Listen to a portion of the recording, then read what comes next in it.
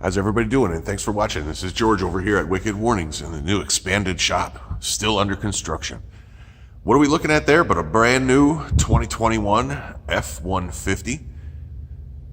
What you're seeing in the front grille right now is a 4-inch light made by Sound Off. It's called an M-Power. I'm going to link you to all of these lights and everything you'd need to do this very same job on your own in the description. And I'm going to try to give you as much detail about the job at the end of the video as I can. Those lights are mounted in the grille via the 3M double stick tape in our Primer 94 adhesion promoter.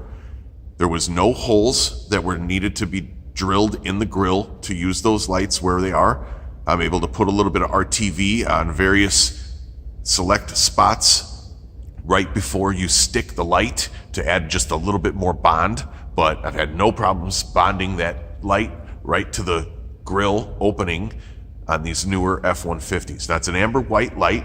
You can see it's alternate flashing, alternate color. You can set this up with all amber if you prefer. You can also get any number of other custom order colors. If you need this in a red or a blue or any other color, just give us an email and we'll custom order for you. What we have on the website in stock is as shown, the amber white version, but you feel free to change it up if you like.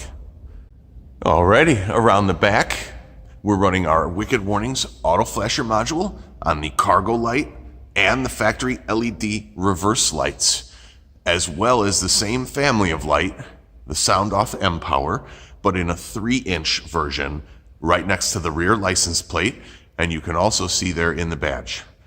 I have turned off the lights in the shop, but it is unfortunately very sunny. You can see the skylight, and our shop door lights are kind of drowning it out. So I'll get you a closer shot in a moment. Regarding those factory lights that are flashing, the reverse and the cargo, that is done via a wire swap modification. And basically the way you do that is behind each tail light, you'll be removing one of the factory wires from the connector, very easy procedure, and you'll be replacing it with a wire from our kit. On the cargo light, you'll be cutting one factory wire. It's located on the passenger side sill plate by the door jamb. It's a very easy procedure to do, and we provide full instructions on how to modify those circuits. Now, you won't lose any factory function. Your cargo light and your reverse lights still work perfectly normal when you're not in flashing mode. And you will just need to add a toggle switch to activate the flashing mode. Once again, that's our auto flasher product and the Sound Off M-Power 3-inch by the license plate, as well as in the badge. Here's a little better shot of the badge there. This is a fairly easy procedure to mount in the badge. The wiring does slide through the badge venting without needing to drill any holes. The badge removes very easily from the fender. It's just held on with a little bit of double stick tape and about 5 of the body snap pins. It's like a metal snap clip. Very easy to remove with a plastic pry bar set. And you can access the wiring from the badges to under the hood extremely easy from under the hood. So these badges are a nice, easy install. The wiring goes through the 6th hole down, by the way, if you're wondering when you do the install, and I'll put any info I have from a previous video about the badge install at the end of the video. Alrighty, I just want to take you around the truck here, show you a little bit of close-up of how we mounted the lights with the lights off. There you can see that 3-inch M-Power mounted right there behind the badge, or in the badge rather. The wiring's all ran right behind it. Nice and discreet, works extremely well for the side and corner back warning here. Here you can see where we mounted that 4-inch M-Power in the grille. Now we've put some protecting loom over the wire, and what we've actually done is run the wire straight up this way and behind the grille and over that way. I'll show you a little bit more detail. I like this mounting. We leave a little bit of slack in the wire in case you need to remove the grille. You really can't even see it. When you back away from the truck, it disappears with all the black plastic back there, and it's completely unnoticeable. Now we do need to run that wire that way because this truck has the active shutters, which is kind of like a Venetian blind behind the grille, and it closes up in the cold to help the truck warm up faster. So if your truck has the active shutters, you don't want to be running any wiring or anything through those shutters. So you have no choice but to bring the wiring around in front of the shutters one way or another. There's several different methods to do this. If you have a preference to a different method, by all means, go ahead and do that one. This one here I liked, and I'll explain why. Okay, so here's what we're going to go into a little bit more technical detail on this video to try to show you guys how I wired it. I get asked that a lot. How do you wire it? How do you wire it? So because we're going to offer this as kind of an all-in-one package, I'll show you what we did and kind of go over it here. Okay, pardon the shaky camera, but the first thing I'm going to talk about is the grill. Now, you don't necessarily have to take all this stuff off. It's a lot of fasteners, so if you don't want to take it off, this is why we chose this method here. Here's what we did. That is the hole that we drilled right there, and that keeps the wire completely away from all of those shutters that are right back there. Okay, and then we took the wire from there, it split loomed it, and we just came right this way. We ran it right in here, and right here I put about 24 inches of extra wire before running the wire into our main harness here. Okay, this is our main harness. It's going to go along this way. It goes over to this way, and it ends up here, over here at the battery with one of our fuse kits. You can see we have labeled this fuse here. Sorry, my focus is fighting with me, but it's labeled, we go 5 amp max. So it has a fuse kit at the battery. We have our line from our fender that comes over this way as well. Everything is running this way.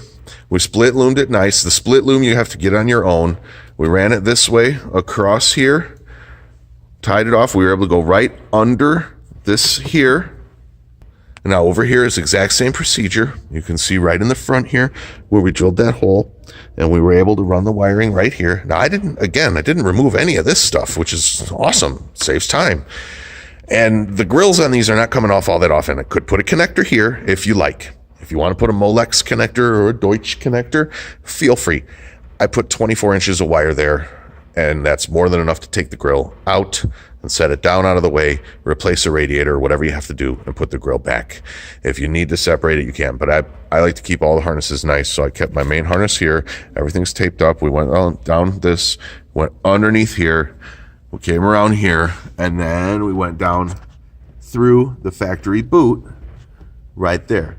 Right underneath that nipple on the right side, we just very nicely exposed it on the inside, cut a hole with one of our wire insertion tools, and fed the wiring through there. Now you'll notice how the wiring comes out and goes down. That's called a drip leg. You don't ever want to run the wiring straight in like that, because water will wick down the wire and into the truck. If water wicks down this coating here right now, it'll go down and drip off. It won't go up the wire and through the boot. So that little bitty bend, that little leg there, the drip leg, is kind of important. So make sure that you do that when you do your vehicle. So that's how we ran the wiring here. Now, how do we run the wiring out back, you say? All right, so your auto flasher module for your reverse mounts right back here behind this lens. We're going to tie it up nicely. We're going to tie into the reverse wire there. We're going to tie into the reverse wire here. It's a pin swap, no cut install. You're not going to cut any factory wires back here. You're simply going to pop one out, put in a replacement. I got a whole video on it. Okay, so these, I simply extended the wire for those, and I brought it up over and onto here. All right, here I ran my 18.5 power control for the auto flasher kit forward along the frame and into the dashboard switch. I was able to tie off of the 18.5 here with our 22-5 to these two lights right here. Okay, now the 22-5 is a universal wire. It has function written on it. You can feel free to only use two, red and black, if you want, but we did synchronize these two lights. So I ran the 22.5 from each light up to back here, connected it with the power ground for the auto flasher to the 18.5 and ran that forward.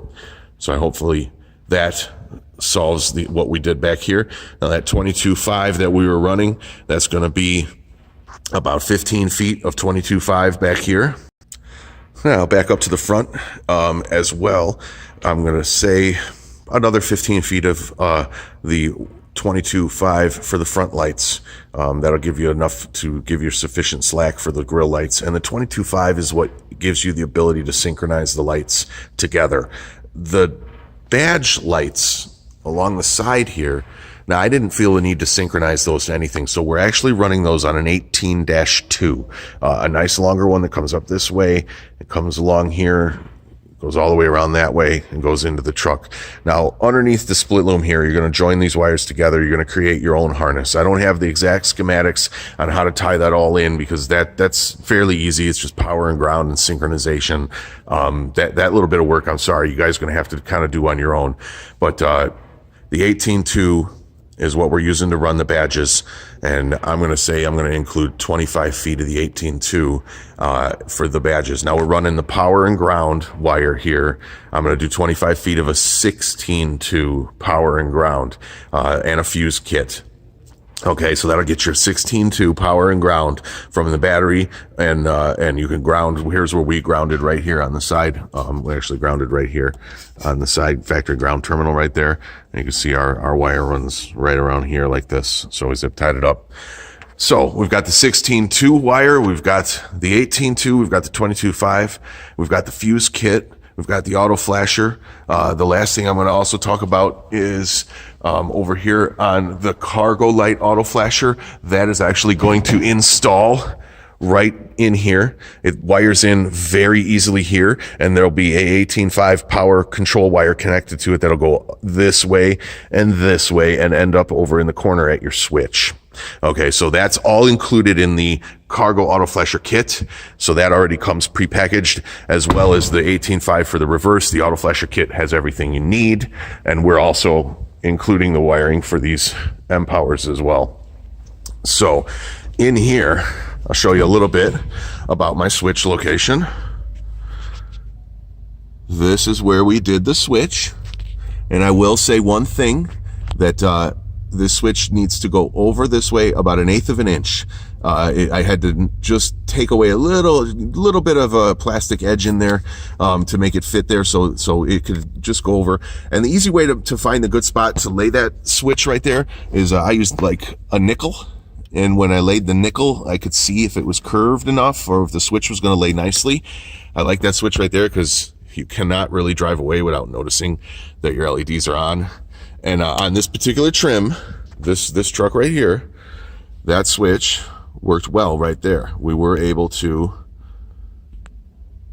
there we go. We were able to get that switch wiring right down back behind here. I popped this open and I wired everything behind there, and that's how we did it. So if you like that location, like I say, the word of advice would be to just simply slide this switch just a little bit more to the left, and that way you're clear of the panel. You'll see there's a straight piece of plastic that goes in there. It kind of gets in the way. So, but I do like that switch location. I like that blue color too. So we'll include other video from a previous build to give you a little bit more in-depth info on the grill and a couple of other things I did. If you like that, we can go from there. And any questions, just drop us an email or drop a comment. Thanks again for watching Wicked Warnings. Hopefully you enjoy this build, and I'll see you again soon.